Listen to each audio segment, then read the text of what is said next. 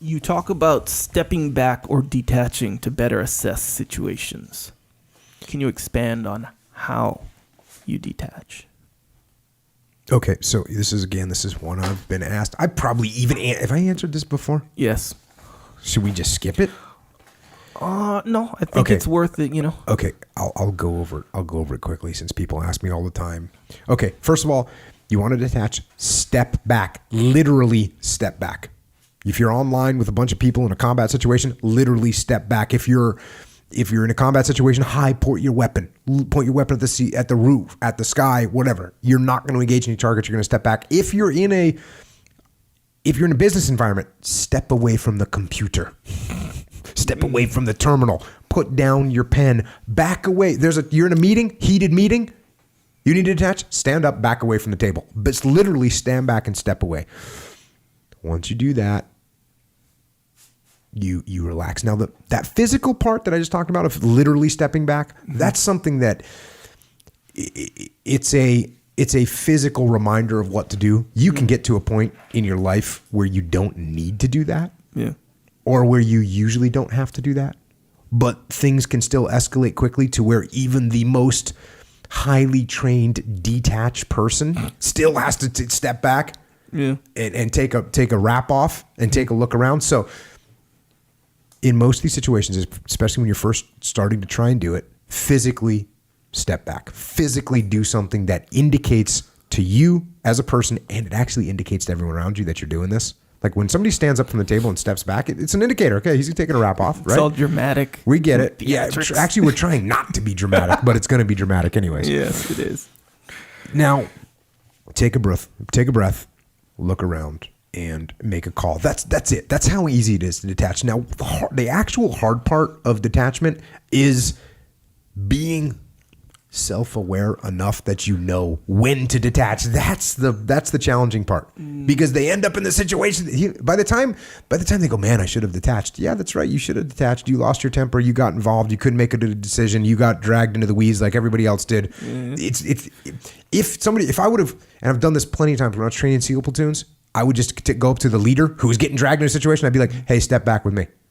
I'd take them 2 steps off the line. I'd be like, look around, and then they'd easily be able to make a decision. Yeah. That's the easy part. The easy part is stepping back. The hard part is knowing that you need to do it, because it's like, I guess it's to use the stupid analogy of the boiling frog, right? Where you put a frog in water, you slowly start to boil it. Next thing it knows it's dead. It didn't realize that if you threw it into hot water, it would just try and jump out immediately. Yeah. It's the same thing here.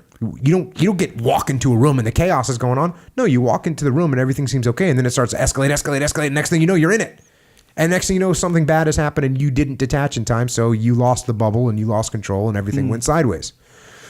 So you got to understand when it is you need to detach. You got to have your own personal red flags to tell you that it's time to relax. When you feel yourself getting frustrated, when you start getting like that, you need to detach. If you're getting flustered, you go back, okay, detach. If you start feeling angry, or you start feeling the white knuckles, or you start pecking hard at the keyboard, right? Sure. Right? When you type an email out and you're hitting the keyboard hard, yeah, it's an indicator. For sure. You better not hit send, because whatever you wrote isn't good. It's not going to solve any problems. Your raised voice, right? You start raising the voice, you start getting angry and aggro with people. Those are the little things. Those are the little indicators that tell you need to detach, step back, take a breath, look around, walk out of the room, put your weapon at high port, just relax. Look around, make a call. One more thing. Sometimes what the reason you need to detach is just so you can see something from a different angle. And you can ask a question. I personally love doing this. I'm in a meeting, right? And I work with a bunch of businesses. And it actually gets pretty, I'm getting involved in what they're doing. And they'll be all basically staring at a problem, right? Staring at a problem, and they can't figure out what the solution, whether it's a leadership problem or a process problem, and they're all staring at this problem. And they can't come to a solution. Well, I come in, first of all, I'm totally detached, right? Yeah. It's one of the benefits of my job is I'm totally detached. So when I come in, a lot of times what I bring to the situation, or what I can see, is I can just ask a question that none of them could think to ask, because they're all looking in the same direction. As soon as you flank that idea, you see it from a different angle, you come up with a solution. So my point in this is, don't only use detachment to prevent your emotions from driving your decisions.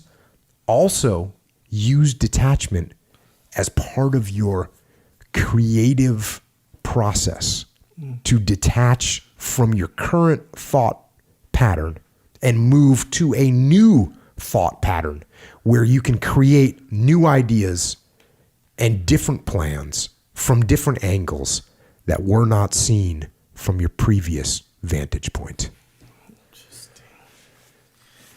Interesting. It's good. So I guess we did get a little bit out of that detachment there. Yeah. Revisitation.